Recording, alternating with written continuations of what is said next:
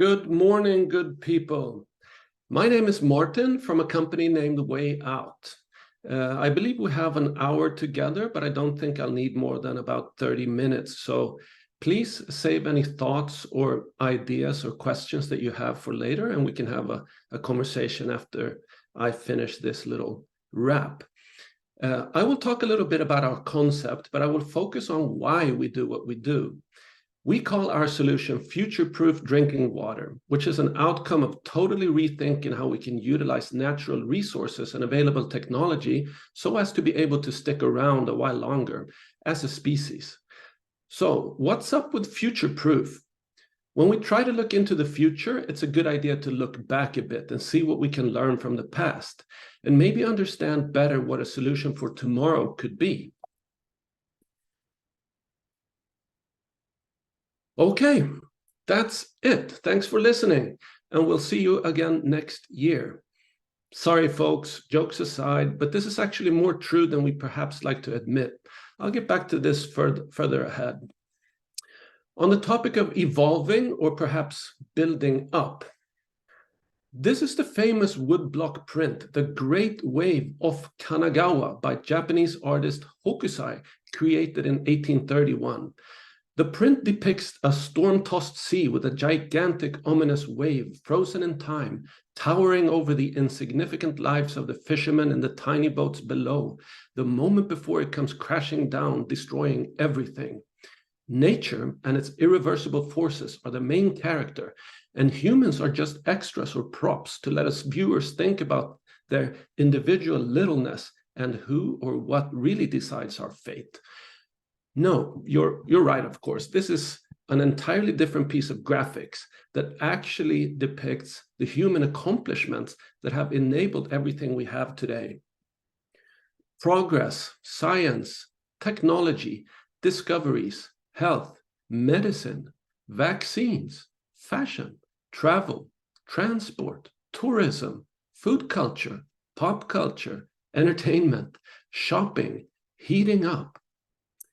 But maybe Hokusai was onto something, albeit unbeknownst to him at the time, because in 1831, something was getting ready to start boiling, something with the distinct fragrance of burning oil. So let's go back a bit to see how we got here. Let's start by going back 50 years to 1974. It's the last year of the Vietnam War. The Cold War is at its peak. There's a global recession and political tension with domestic terrorism, coups, and nuclear testings around the world.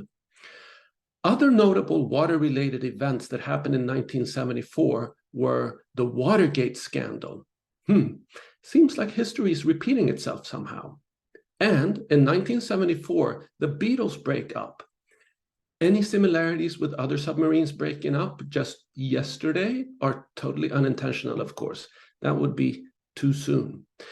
Films released in 1974 are mostly disaster movies like Earthquake and The Towering Inferno. But there was also excitement. In 1974, the World Trade Center Twin Towers opened for business, and in 1974, Lucy is discovered in East Africa. Lucy, who incidentally got her name from a Beatles song, was an early human ancestor estimated to have lived around 3.2 million years ago. On the topic of friends and family and being high in the sky with diamonds, 50 years ago in 1974, we were exactly half as many human beings on this planet as we are today. Anatomically modern humans appeared already 300,000 years ago. Scientists estimate that in 1974, 113 billion humans had up until then existed on Earth. That means that 1 out of 30 humans ever to have existed was alive in 1974. Even though the scene looks familiar, pictured here is a peaceful protest against the Vietnam War. If you look closely, see the guy up in the right-hand corner? He really looks like Benny from ABBA, doesn't he? But there's no way that that's him, because in that very moment, he was on stage winning Sweden's first Eurovision Song Contest in Brighton, yay, with their song Waterloo, Waterloo doesn't have anything to do with sanitation or toilets or anything. It's about a megalomaniac emperor who thought he was invincible. Okay, sorry for getting carried away here. We were talking about unstoppable human self-centeredness. Today, 1 out of 15 humans ever to have existed is alive. And getting along or even acting responsibly is getting increasingly difficult. As recently as around 200 years ago, world population was only 1 billion. Around 100 years ago, it doubled, only to double again 50 years later to 4 billion in 1974. Now, imagine 50 years ago, let's pretend that Earth is a car, a Volvo, why not? 4 billion people are the passengers. Let's make it 4 for convenience. We're on a road trip together. 4 people, water, food, hygiene, cash, fuel. The roads, the adventures, and the available resources seem endless. Fast forward to today, when we've doubled again to 8 billion. Imagine 8 people in the same car. It would, of course, be challenging to consider everyone's needs, or to even get along in that limited space, burning through provisions, water, cash, fossil fuel at double speed. But we're in luck. The size of the cars has doubled also. On the topic of burning fuel and scaling up, 50 years ago, in 1974, we were just out of the first real oil crisis, exposing how dependent we already were on cheap energy. Back then, it had only been around 100 years since we started to industrially extract fossil fuel. Today, in just 150 years, cheap energy has enabled everything we now have. Again, science, technology, education, discoveries, health, culture, travel, transport, tourism, entertainment, consumption, construction, golden towers, or perhaps gilded cages, we'll see. But also, all of the excess greenhouse gases in the atmosphere, which is the byproduct of what we call growth or progress. So, we can see how the abundance of cheap energy has enabled this species to go beyond its natural boundaries and lose connection to what actually keeps us alive, which of course comes with a price.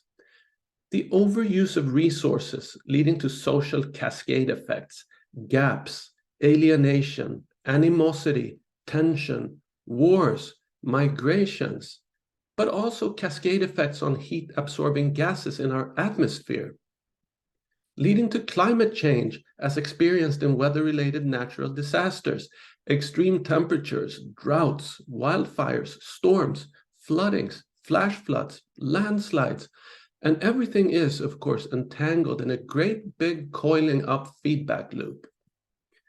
And speaking of how on a small round planet everything comes back, the exploitation of fossil fuel and petrochemicals has also given us plastic. Exactly 50 years ago, the PET bottle was invented. Today, 1.5 billion single-use plastic bottles are sold every day. Less than 10% is recycled.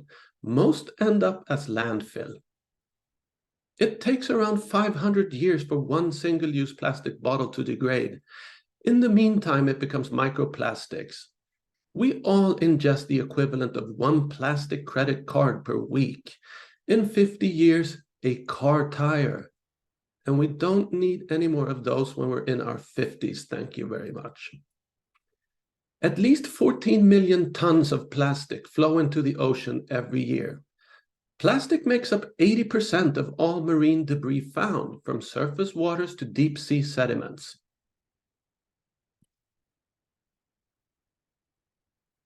Half of all plastic ever manufactured was made in the last 15 years. And today's production volume is expected to double by 2050, when scientists project there will be more plastic than fish in the oceans. On the topic of going with the flow, 50 years ago, we used about half the volume of water that we use now. Today, we use 4,000 cubic kilometers of fresh water every year. That's one lake, Mälaren, just outside your window if you're in Stockholm, every weekday all year around. The world average daily water footprint is per person 3.8 cubic meters. In large parts of the global north, we use almost double that, 6.5 cubic meters per person per day. Most is used to produce the food we eat, and only a tiny fraction is drinking water, something like 0.08%. But if we drink bad water, we get sick or die. So, what are the conditions for good quality drinking water around the world today? Let's have a look. In many regions around the world, drinking water is of unacceptable quality. The dark blue areas here are the regions with heavily contaminated source water, like from nitrogen, fluoride, or arsenic, either naturally occurring or introduced through farming and industry. Water is also increasingly unavailable in many parts of the world. The dark blue areas are the regions with severe physical water scarcity, where more water is used than can be replenished naturally. These are the regions with the highest population growth. They also happen to overlap with what we call economic water scarcity, where the costs of treating water can't be afforded publicly or privately, making water unavailable for the people there. Good quality drinking water is increasingly inaccessible. The dark blue areas are where urbanization happens to a higher degree. When people relocate from rural areas to urban, the shift adds pressure on existing infrastructure there and removes resources from rural areas. Access is concentrated to cities, and large portions of rural areas are left behind. In many densely populated regions, people can't afford good quality drinking water. The areas where unsafe water is particularly deadly is in regions with high presence of organic contaminants, where bacteria and parasites take over quickly, where water treatment isn't afforded or invested in. The darker areas are where societies and communities have other priorities than managing waste, or with fast population growth, making it difficult to keep up with adopting sustainable production methods. Through the local waterways, mismanaged plastic waste and chemicals eventually enter living organisms and cascade across the ecosystem. Many societies lack means and resources to prepare for climate change. The causes of climate change are mainly the lifestyles of us in the global north, but the effects mainly impact the global south. Climate change impacts drinking water through weather-related natural disasters, as well as through conflicts and migrations. People are displaced by conflict and wars, and also by natural disasters and changing conditions. Some are refugees within their country of origin. Some are forced to move elsewhere. These dynamics add pressure to the static systems in place, and also shift predictability and responsibilities around water availability. So, the situation is increasingly serious. If we look at the current available solutions, they too are laden with problems. Treatment isn't up to speed with current contamination. Regulations are in many cases old, but many contaminants are new, like microplastics, PFAs, or forever chemicals. Beside natural chemicals and microbes, there are introduced chemicals from fertilization, pesticides, pharmaceuticals, and industrial processes that prove increasingly complex to get rid of. The infrastructure is degrading. It's underground, out of sight, old, corroding. It leaks with contaminants entering, contaminants that can affect our health and our bodily functions. Chemicals and disinfectants are added to the piping system to kill off some of the bacteria and to improve the smell of the water. But people are increasingly not trusting municipal water for drinking, and so we turn to single-use plastic packaged water. Single-use plastic is a mounting problem. Microplastics leach from the packaging and into the water they contain. High temperatures and sunlight make it worse.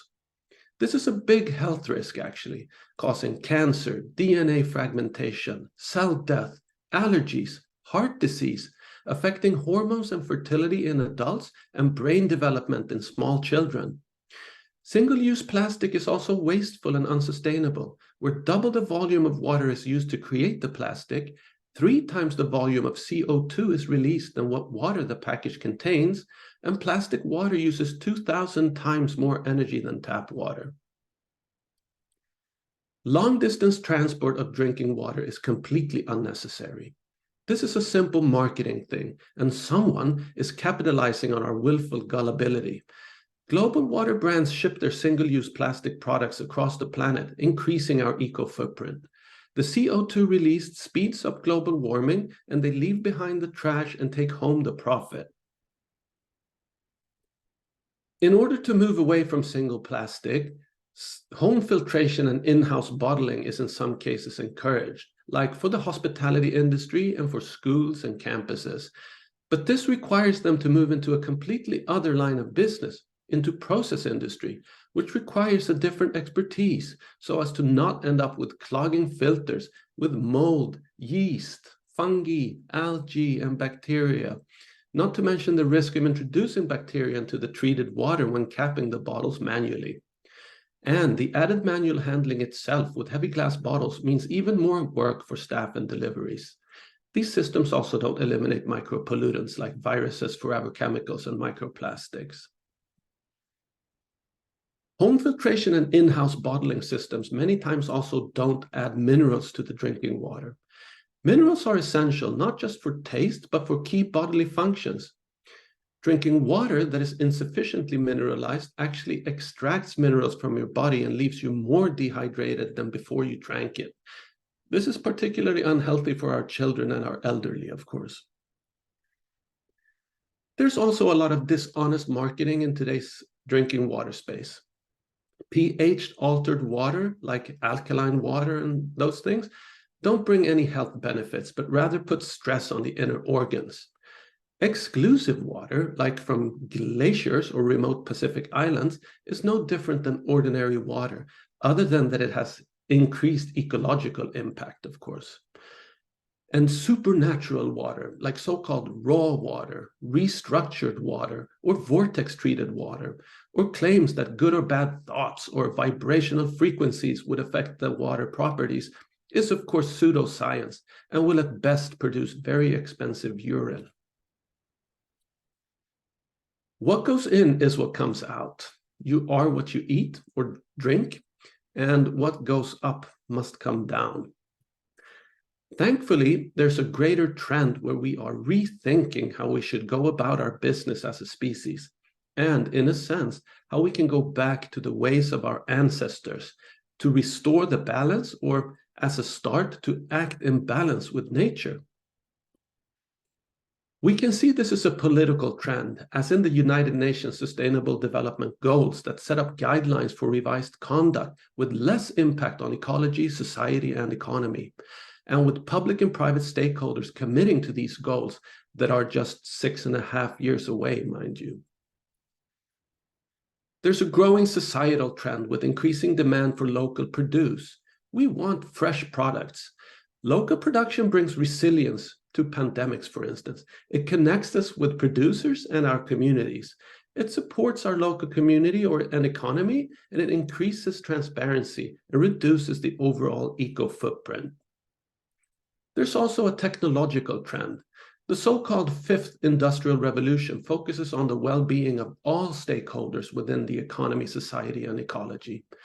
Artificial intelligence, Internet of Things, automation, just-in-time, anything as a service, sharing platforms, and green technology are all about technology favoring people and planet, while at the same time enabling the businesses themselves to flourish with less ecological impact. And there are economical incentives. Securing water access by 2030 would cost around 1% of global GDP, whereas failing to secure water access could result in GDP losses of up to 10%.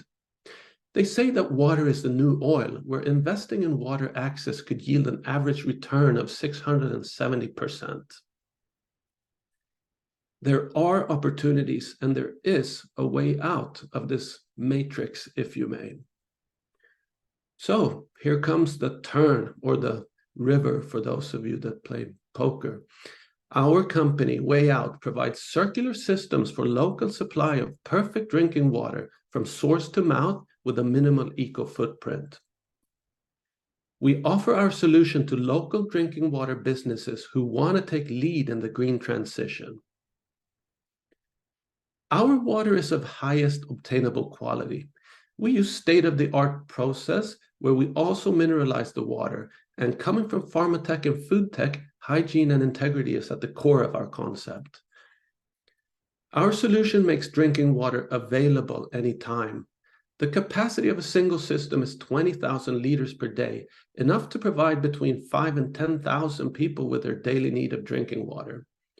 Because we store and deliver the water in food-grade stainless steel eco kegs that are both hermetically and digitally sealed, the shelf life is near endless. The system is turnkey and modular, which makes it easy to operate and maintain. Our solution makes water accessible anywhere. The turnkey system is plug and play and produces water locally where it's needed. We can use any source water, non-conventional water resources, seawater, wastewater, or local surface water and groundwater. The system can be run on solar, making it completely autonomous where needed. Highest quality water doesn't have to be costly. Through automation and IoT, we're able to keep the power use to a minimum, below 3 kilowatt hours per cubic meter. Through government support by Swedish EKN and SEK, we're able to minimize capital expenditure for our local partners and instead apply a pay-as-you-go principle, making deployment quick and operations uncomplicated. A digital twin dashboard makes it easy to monitor and optimize for eco-footprint as well as for cost reduction. Our solution is sustainable. Because we can use any water source, even non-conventional water resources, and because our system is so efficient, we get a yield of up to 85% from source to mouth, compared to the inverse for much of the fixed infrastructures in place today. Because we eliminate long-distance transport and single-use plastic, because our system can be solar-powered, and because we don't use any chemicals in the treatment process, we cut out a lot of CO2 and microplastics and toxic chemicals. Because our concept is completely decentralized, based on distributed local microfactories with very long life cycle, we're highly resilient to any change, expected or unexpected. Someone said, if a system can't be universally applied, it's not a just system. Our systems can be deployed anywhere on Earth, with the same output everywhere, creating highest quality water at low cost, and creating green jobs and positive cascade effects on everything from health to economic prospects. Oh, here it is, the picture with that big tsunami-like breaker I mentioned in the beginning. But let's look again at the real ominous tidal wave that we've created for ourselves. A surge that got its energy from the exploitation of fossil fuel, enabling population growth, leading to the overuse of resources and to single-use culture, accelerating global warming and natural disasters, and of course water stress, in a roaring, rumbling feedback loop, tumbling over tipping points and people, and threatening to crush everything we take for granted today. Way Out's approach is to contribute to calming the sea and to enable us humans to float our boats gently down the stream so that we, as a species, may be allowed to stick around a while longer.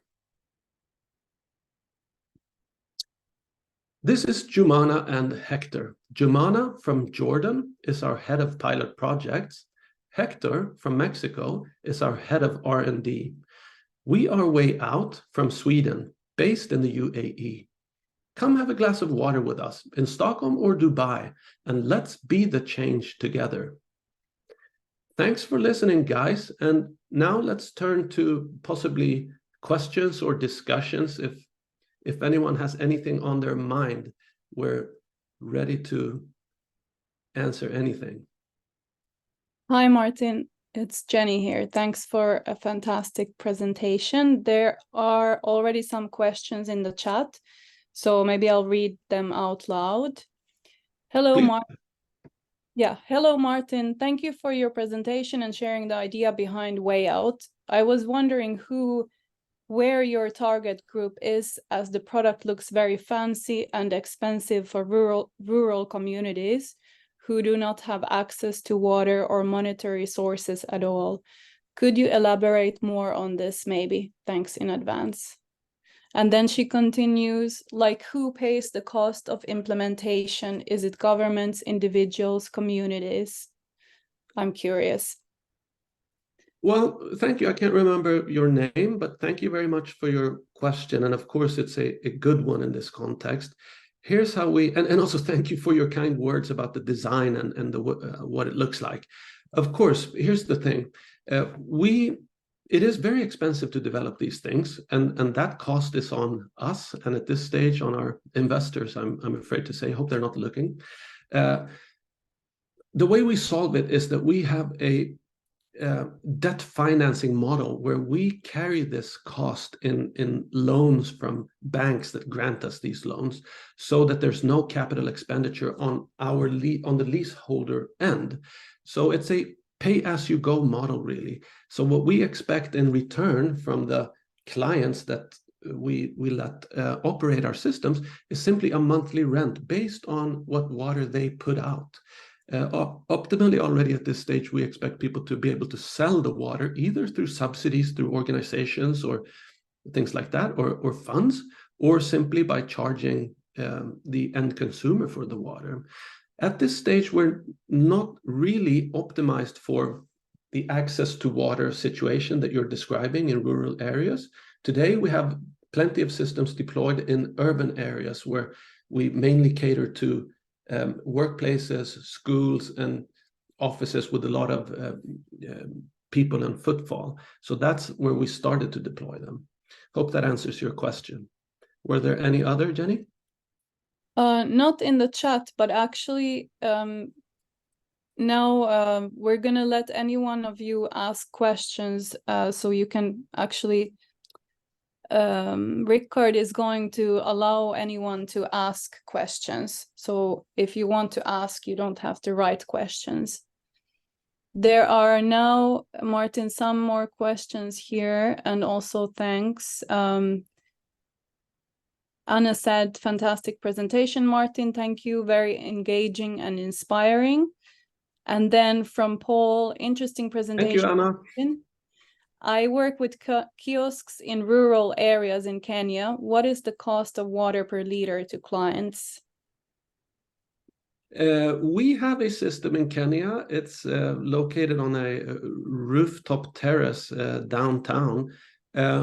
I'm not aware of the exact per liter price. It totally depends, of course, on who you turn to and who you expect to pay for it.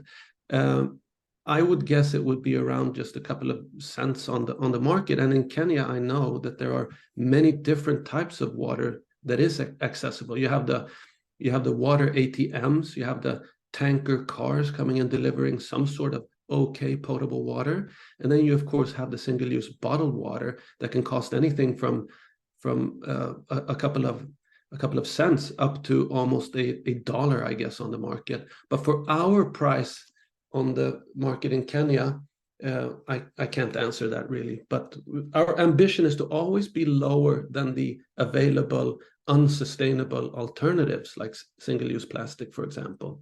And also remember, the quality of our water is different than what you get from a water ATM or a tanker car. That water probably won't kill you anytime soon, but it's not really of optimal quality, and that's what we're aiming for also. But we do want to target a price point that's lower than the available unsustainable alternatives. Thank you, Martin. There is one more question from Victor. Are there any deployments for drawing the water from seawater, small island states? ? Yes, good question. Thank you for that. We pride ourselves actually in being able to do that, which is really important, especially like you mentioned in small island nations. So we do have activities today on Madagascar, and we're looking to deploy also in the Maldives and on Seychelles, Réunion, Mayotte, Mauritius, and places like that in the Indian Ocean. because it's very important. You know, there's not a lot of land to allow for big basins or centralized water treatment plants, because you also then suck out all available groundwater or the water table, and then you start introducing salt water into the farming water that you need to irrigate. If you remember what the standard personal water footprint is, more than 93% of that is for growing food. So particularly for small island nations, our systems are tailor-made for that, actually. So we can desalinate, and we do. Thanks, Martin. One more question from Mark. Have you had any interest from big companies looking to create a public good in their communities, particularly for extractive industries who often operate very close to underserved communities in, for example, many African countries? We have gotten some attention from, we can call it the big four beverage producers, global. We've also gotten a lot of attention and interest from organizations and NGOs and entities like that, because they see that our system, because we're so quick to deploy, we're turnkey. We just have to lift it in place and put it out there, and then we can start producing water instantly. It's a good alternative, specifically for regions where there is no infrastructure to speak of, really, and also because we can be completely autonomous and draw the power from the sun and the water from anywhere. So sure, we have been getting some interest from those entities, but I wish there were more. What I can say in their defense is that there are so many available options to pick and choose from. We're quite new already, so we haven't had the chance to reach out in the way that we would have liked. But if any one of those are listening now, it's we're here and we can do this together if you want. So sure, we're open for any kind of collaborations, of course. There are no more questions in the chat, just a few comments like excellent presentation from Carolina and from Reba. And Mark thanks you for the response. Yeah, thank you everyone for your kind words. Really appreciate it. And it's been fun speaking with you. I would love it if anyone listening now would have any, like live questions, so we can pick up a discussion now if you want. If you're shy like me and you don't want to speak online, that's cool too. We can just sit and look at each other for another 27 minutes. Jenny, if you open up the space for conversation and input from anyone attending, that would be great. Yeah, I believe it's already open, so anyone who wants to. Mark wants to say something. Go ahead, Mark. Thanks, Martin. I'm just checking if you can hear me. We hear you. We hear Great. Yeah, one of the things that I think is interesting, so I'm from South Africa and working across the African continent on sustainability more broadly. But certainly in the South African context, our water infrastructure is attracting a lot of attention because it's starting to see some of those failings that you mentioned in your presentation. And this is kind of on the back of an energy crisis. And what's happened on the energy side is wherever people can afford it, they're starting to do solar installations at home to kind of get around it. And on the water side, there's an increase, again, for those with resources in digging boreholes and putting in similar systems. I'm kind of curious at a household level, how easy is it to kind of downscale this and make it available at a kind of an individual household level, so sort of for kind of 4 to 10 people? Good question. Thank you.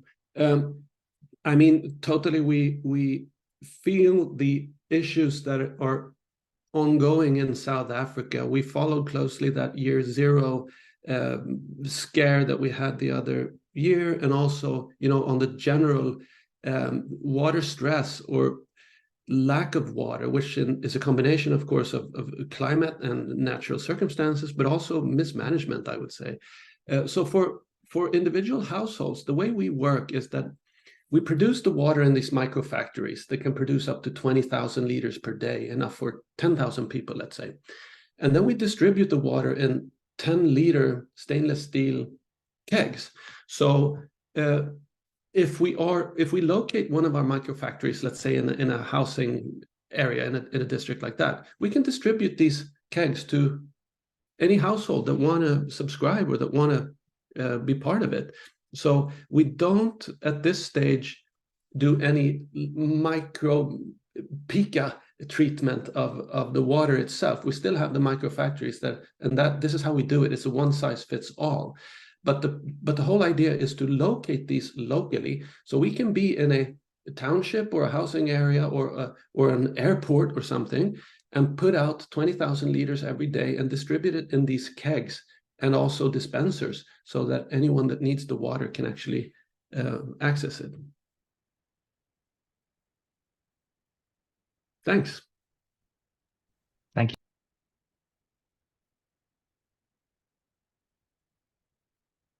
Anyone else? I'm going to start reading out names here that I see to challenge you to say something. No, just kidding. Martin, there is one more question in the chat Okay. from Reba. Desalination is energy intensive. Why not use recycled water for non-potable purposes? We do use recycled water also, and I agree with you. Desalination is energy intense. When you do desalination on a small scale like we do, it's not the same energy intensity as you need when you do the major centralized desalination plants, of course. But we can still keep it low. But I agree with you. It's really important that we use already produced water, like gray water or wastewater that has been around once. We can use that because it has been treated. A lot of that type of water picks up a lot of contaminants. Worst case is that you get a lot of industrial chemicals in it, and that's tough to remove also on the level of desalination. So, but for gray water and general city wastewater, we use that too. And that's really important. And if you think about what non-conventional water resources there are, it's not only that type of water, it's even condensation water from air conditioning systems in shopping malls and stuff like that. So there is a lot of used water, like you say, that we can utilize, and we want to do that as much as possible, because that's one of the things that we designed our systems to be able to do. Reba, yes.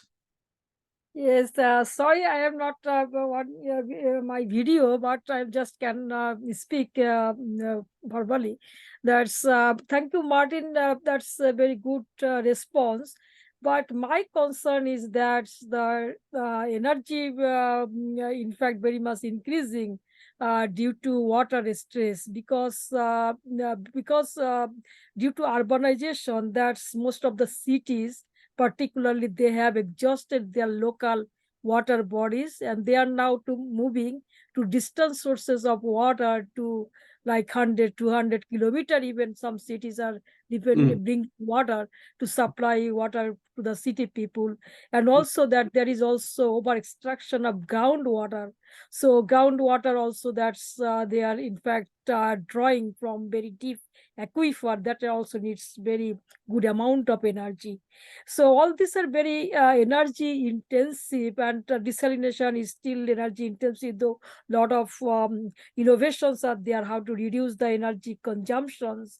But because this is because of the centralized systems, that if you like to recycle water through centralized system, it is very expensive and energy intensive, because you have to supply back the water to far distance.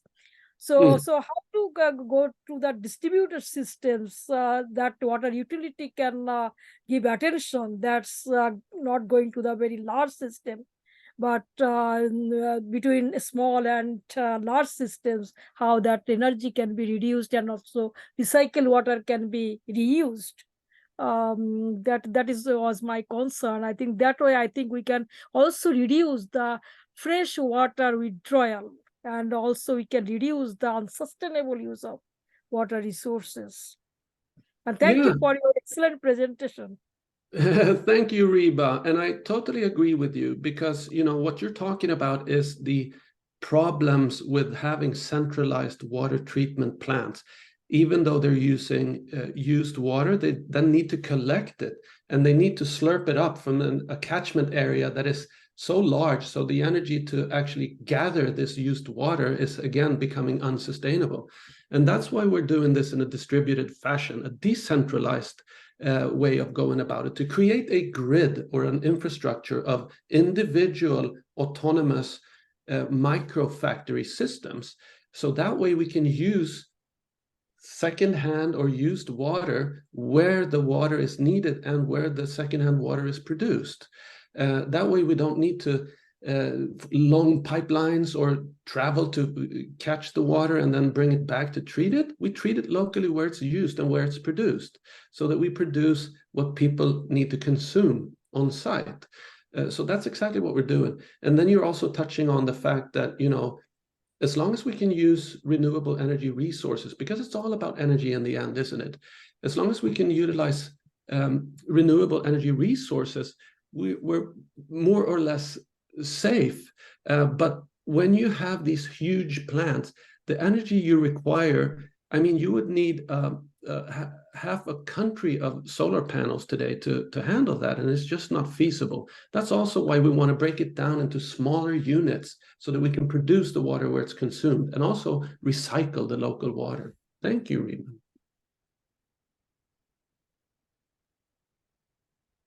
I don't see any more questions in the chat.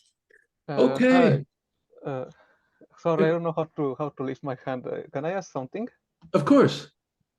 Hi. Oh, I saw your guys are in Stockholm. I'm in Stockholm too, by the way. Oh, Anyway, good. I was wondering about this. You just mentioned if you have tiny plants. I'm sorry, I joined a bit late, so I didn't listen from the start.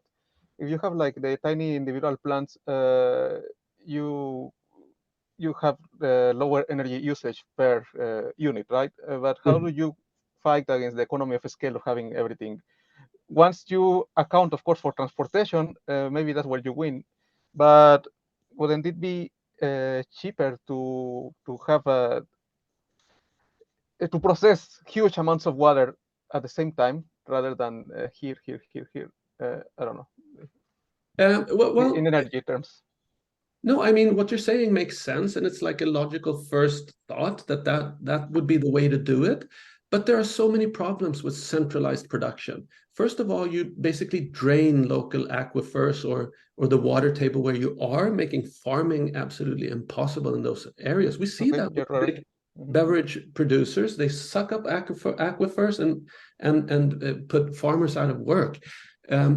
But so that's one reason why we want to distribute it, because we can catch water locally in different areas. Because the problem isn't that there isn't any water around the planet. The problem is that the local water isn't safe to drink. So we need to treat it locally. Also, if you do the big centralized plants, you need a lot of electrical cables, you need piping for the water, and then you instantly start to create problems for yourself of maintenance, water loss. You lose a lot of water through pipes and things like that, through evaporation, through cracks, through leaks, and things like this. And also, again, the power needed to run one of those big centralized plants is ginormous. Of course, there will always be centralized plants because we have these mega cities and giga cities that with a lot of billions of people that need their water where they're at. But there are a lot of places around the planet. Remember, 1/3 of humanity lacks access to safe drinking water. That's a lot of people. It's 2.7 billion or something like that. And also, people move around to a greater extent today than what they used to 50 years ago when these systems and these fixed infrastructures were put in place. So we need to relate to producing water small scale locally, like we did when 10,000 years ago when we first settled down. we need to look after our local context, our local community, and be sustainable where we're at. And only then can we be resilient and actually start behaving in a way where we act in balance with our surroundings. That sounds very cool. I have another question now. Yeah, please. What is your growth schedule? Like right now, you are trying to sell to individual places, areas, and so on. Just for context, I intend to build a winery eventually, right? Okay. So one of the biggest problems is access to water, of course. Yes. How do you make alcohol? And irrigation, of course, irrigation for the grapes and so on. I think your solution could be great. Like if I have a unit of that generates 20,000 liters per day, could be good enough to irrigate some grapes here and there. They don't need too much water anyway.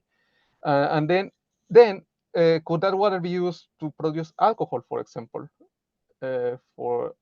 without I don't know what's the degree of sanitization you would require or to make it drinkable. Your question is interesting, and I wish you all the best with your winery. Hope you're setting it up somewhere where climate change won't eat your grapes before they're ready for harvest. I mean, it's funny that you ask, because our concept started some 5 years ago, where we actually built little microbreweries or micro fermentation plants. So we do have a couple of those out there on the planet today, but we moved away from that because once you handle organics, it's a slightly different challenge in terms of hygiene and downtime and things like this. But we did it because we understood that, the basic, most important raw material in any fermented or beverages like that is, of course, also good quality water. I would say, though, even though it's flattering that you would consider using our systems for irrigation, that would be spoiling your grapes to a little bit too much, or being too kind to your grapes, because our water is also, again, mineralized and treated to such a high degree that it's optimized for human consumption. Okay. I wouldn't recommend you to irrigate with it, because it's simply too fine, and by being so also probably too costly for your needs. You can probably find cheaper ways of doing that. There are sustainable ways of locally treating water good enough to use for irrigation, for example, by doing it through sewage treatment plants that you locally can take care of your own wastewater and irrigate using that. That makes a lot of sense. And finally, how well is it going? Again, sorry I joined late, but this is super interesting. I was in something else. How is the reception of the public? How so far? We're being very well received. We have located our commercial center to Dubai, and I think you can envision how that would be a good place for us to sit at the moment. We have the COP28 coming up. We came there when there was the World Expo. So there's a lot of people there, a lot of interest coming in. There's also a lot of innovation, mainly around actually renewable energy and things like that in that region in the UAE. So we located our commercial center down there, and out of that spot, we're actually now growing. So we are deploying in the UAE. We have a couple of systems in East Africa, and our next tranche is India and the Indian Ocean. So that's the motions that we're doing, and we're getting a lot of good attention because the need for good quality drinking water that you can rely on and also have redundancy in is so great around the planet. But we're still a small company, so we have to start someplace and find a local context for us to establish ourselves and build from there. Have you talked to the Southern European market? For example, everything around the Mediterranean is getting very dry, Yes. Spain, Italy, and so on. Oh, yeah, we have. I mean, if you think about what used to be the Roman Empire, if the expression is excused, you think about the Middle East and also the Mediterranean, North Africa and Southern Europe. Those are places where you have very low population growth, but also very strong impact by climate change. They say Spain is turning into a desert. We have island nations in the Mediterranean, Greece, Cyprus, Turkey, even Spain with the Balearic Islands. So there's a huge need also for these local micro solutions in and around the Mediterranean, of course. Amazing. And finally, I cannot find a price in your website. How much for 1 unit? We lease out the units, or actually the way we do it is that we Okay. partner with local drinking water producers and offer them a means to instantly become sustainable and to give them an opportunity to offer another line of products or to create another revenue stream for themselves. So we don't sell these things. That would be way too costly. We lease them out and we use a debt finance model. So it's basically a pay as you go, or you can instantly start producing water locally with our help. I will call you later then. Awesome. Yeah, please do. You're welcome. Thank you. Thank you. Martin, in the meantime, there is another question. You sort of answered this already, but you might be able to elaborate a bit more. So from Florence, where are you currently operating and how many countries are you actively working in at this moment? If you were to expand to other areas, how do you think operation and maintenance costs/activities could look like? Is the product able to be produced and maintained anywhere, or does it need to be produced and shipped from Sweden? Thank you. All good questions, of course. I think I answered a little bit of those by saying that our commercial center is in Dubai. So this is from where we operate at the moment.